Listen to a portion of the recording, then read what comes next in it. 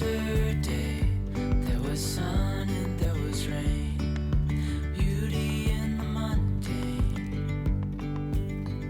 We bought this in 1975 and there was nothing here. There was no house, no water, no electricity. Trees and rocks, rocks and trees, and 3 little bush roads. And for 4 years we were eating sawdust 3 times a day. And I said to Tom, I think we're getting a little too much fiber in our diet. And I said, what? So we decided that we either had to build a house or we had to build a workshop.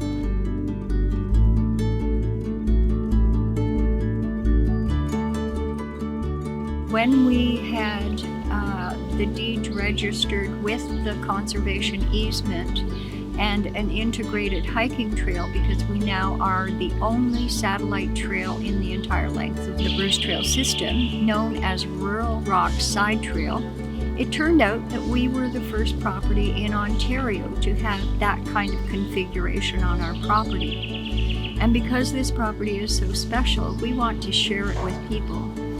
There is always the possibility that it could be turned into a quarry somewhere down the line. So the more people who see this place, the more people who know how magical it is, the more people who will step up to the plate when and if that time ever happens. It makes life worth living to have people come along and say, you live in paradise. And this is such a special garden. I've never seen anything like it. And that really builds us up and encourages us to keep going.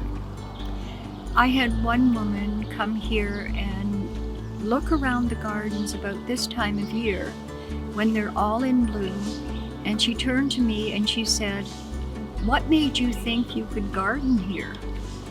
And I was taken aback for a moment and I said, "Nobody told me I couldn't." So this is the art of the possible, making a life instead of a living. And what we do is we give back to the land. We have increased its value by being here, and we have decreased its worldly value because it can no longer be quarried. It can no longer be destroyed. It can't go away. It has to stay here. Yesterday, there was sun and